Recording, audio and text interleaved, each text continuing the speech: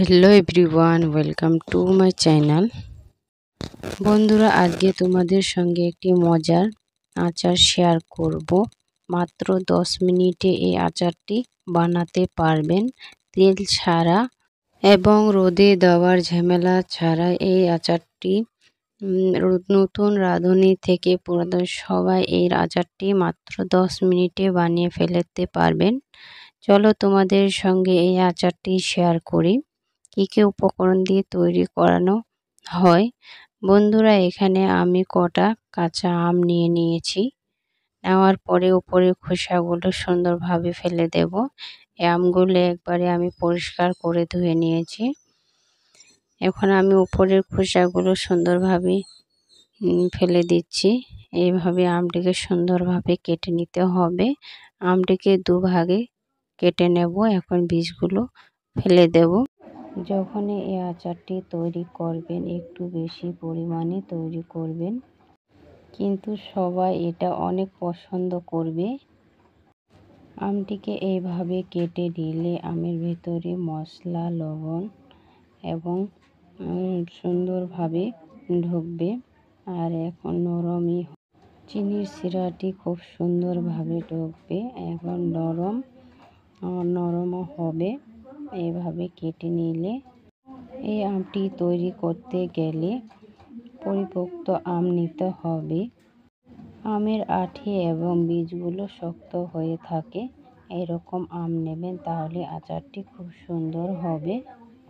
এখন আমি এই আমগুলোকে একটা পাত্রে নিয়ে নিয়েছি। নেওয়ার পরে 1 কাপ চিনি দিয়ে দিলাম। চিনির মিটারটা কম বেশি হবে না। এখানে দিয়ে দিচ্ছি বন্ধুরা 2 কাপের মতো জল। তোমরা চাইলে ভিনেগার ইউজ করতে পারো। আমি এই আচারটা এখনই শেষ হয়ে যাবে, সবাই মিলে খেয়ে নেব। তোমরা যদি বছর ধরে সংরক্ষণ করতে চাও তাহলে এখানে ভিনেগার ইউজ করবে। এভাবে এখন আমি চামচের সাহায্যে সুন্দরভাবে নেড়েচেড়ে দিয়ে প্রায় 5 মিনিটের জন্য রেস্টে রেখে দেব, যাতে একটু নরম হয়ে যায়, চিনিটা হালকা গলে যাবে। এরপরে আমি এটাকে সুন্দরভাবে আবারও নেড়েচেড়ে এখন আমি আবারও নেক্সট স্টেপে চলে যাব। গ্যাসে কড়াই বসিয়ে দিয়েছি। দেওয়ার পরে আমি এখন চিনির শিরাটা দিয়ে দিলাম। এখন গ্যাসটাকে ওপেন করে আমি এটাকে রান্নাটা করে নেব। প্রায় 5 মিনিটের মতো এটাকে হালকা সিদ্ধ করে নেব। দেখতেই পাচ্ছ, এইভাবে এখন আমি সুন্দরভাবে সিদ্ধ করে নিচ্ছি। এবার এখানে কালারের জন্য একটুখানি লঙ্কার গুঁড়ো দিয়ে দিয়েছি, আর একটু সামান্য দিয়ে দেব হলুদ গুঁড়ো। এভাবে দেওয়ার পরে সুন্দরভাবে নেড়েচেড়ে দিতে হবে। এটা বেশি জোরে নাড়াচাড়া করতে যাবেন না, তাহলে এটা ভেঙে যাবে বা গলে যাবে। এইভাবে প্রায় 5 মিনিটের মতো সুন্দরভাবে রান্নাটি করে নেব। এখন নেক্সট স্টেপে আবারও চলে এসেছি। এখন আমি যে মশলাটা দেব সেটা এখন তৈরি করে নেব। এখানে দিয়ে দিয়েছি 1/2 চামচের মতো জিরে, আর দিয়ে দিয়েছি 5 ফোড়ন। এখানে সবগুলো মশলা রয়েছে, যেরকম হয়ে গেল কালো জিরে, মেথি, আর হয়ে গেছে একটা লঙ্কা দিয়ে এটাকে সুন্দরভাবে গুঁড়ো করে নিলাম।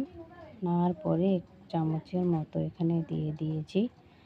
দেওয়ার পরে আবারও আমি একটু ঢাকনা দিয়ে এই জলটা একটু ভালোভাবে টেনে নেবে। দেখতেই পাচ্ছ কত সুন্দর হয়েছে। এই আচারটি একটু বেশি করে তৈরি করবে, এই জন্য বলছি যে একটু বেশি করে এই আচারটি তৈরি করলে সবাই অনেক পছন্দ করবে এই আচারটি, এবং বছর ধরে সংরক্ষণ করতে পারবে। ভালো লাগলে বন্ধুরা সঙ্গে থাকার অনুরোধ রইল। এখন আমি একটা প্লেটের মধ্যে এই আচারটিকে নিয়ে নিয়েছি। এখন তোমাদেরকে একটা আচার সুন্দরভাবে দেখিয়ে দিচ্ছি কত সুন্দর হয়েছে।